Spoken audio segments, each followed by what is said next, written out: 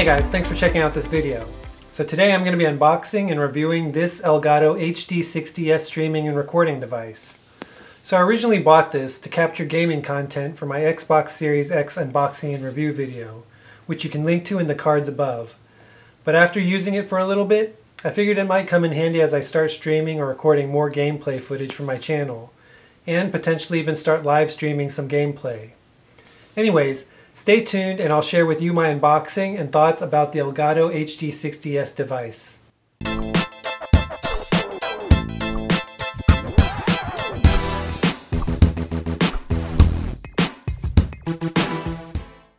So first things first, I picked this little device up for about $140, and in most reviews the Elgato HD60s gathered mixed reactions, with the majority being mostly positive.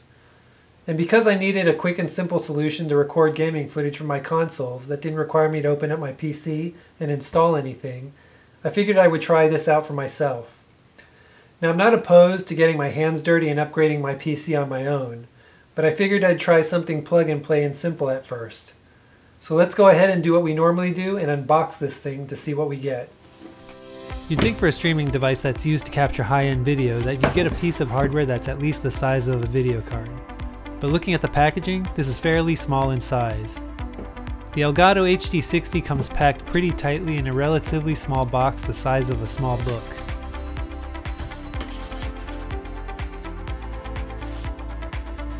When you first open the box, you'll notice that the device itself is fairly small, and it even looks like it's almost the size of a small wallet. It looks like it comes packed with a number of cables to at least get you started, starting with a USB-C to a USB 3.1 cable. It also looks like it comes with only one HDMI cable and an Elgato branded sticker. The device feels pretty durable and is wrapped in a thick plastic casing with what looks like an LED strip on the front of it. Each side of the device has various connectors such as the USB-C port, two HDMI in and out ports, and an audio in port for easy setup and connectivity. So hardware setup is pretty simple and easy to figure out. You simply need to plug the device you want to stream into the input port using the supplied HDMI cable. You then need to flip it on the other side and use the output port on the other end of the device to connect it to your display, which can either be your TV or a PC monitor. The catch here, though, however, is you need to supply your own HDMI cable. This device also comes with a USB-C to USB cable connector that you need to connect from your device to one of the USB ports on your PC. For that, I would recommend that you connect it to any free USB 3 port, if possible, to optimize streaming and transfer speeds. And it's also recommended that you use the cable that came with the device itself, since I had some issues connecting it using third-party cables. Now by default, it should automatically detect the device and install the drivers. However, on first installation for myself, my device, although it was detected by the system, wasn't getting detected by the software or even OBS, and getting an exclamation point in the device manager. This was an easy fix, however, by just downloading the latest drivers from Elgato's website. Now when it comes to the software itself, the Elgato software for me, it kind of sucks. True, I'm still learning, but in my opinion, it's not very user-friendly at all, and it isn't easy to figure out. This alone had me considering returning this device.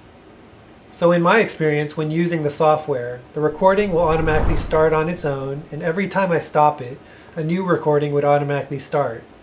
And I couldn't seem to save any of my previous recordings.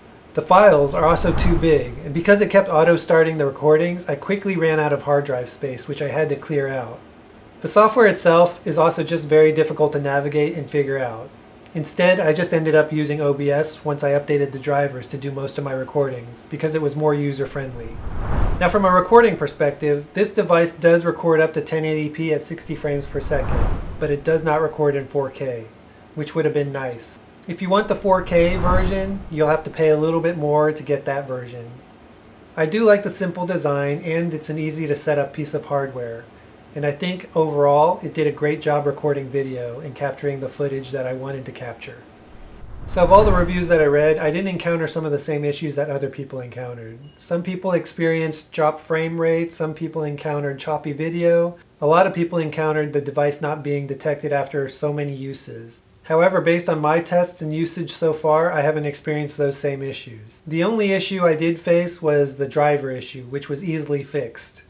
And since then, this thing has been working just fine for me. Who knows over time if that'll change, but for now, it works just fine for me. Now when it comes to requirements, it's recommended that you have a good PC that can stream and capture video. It doesn't have to be anything crazy powerful, but something recent would be good. You should also be running macOS Sierra or newer, or Windows 10, the 64-bit version preferably. You should also have an i5 or quad-core or later CPU at least, and the equivalent of an NVIDIA GTX 600 series video card or better. Now the HD60s does support most gaming consoles and can support a capture bitrate of up to 40 Mbps.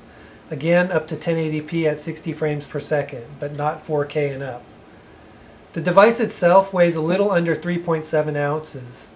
So I've been using this device for about 3 weeks now, and I haven't run into any issues with my recordings.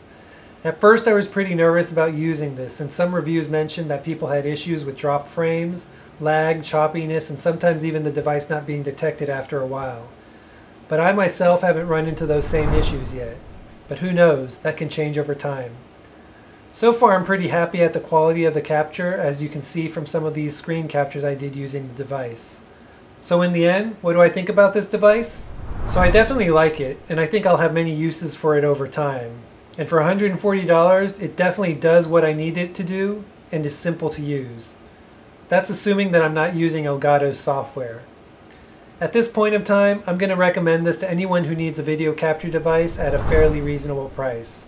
It's not too complicated to figure out how to set it up, and it does do a great job capturing content from external sources while still letting you pass through video to your external displays.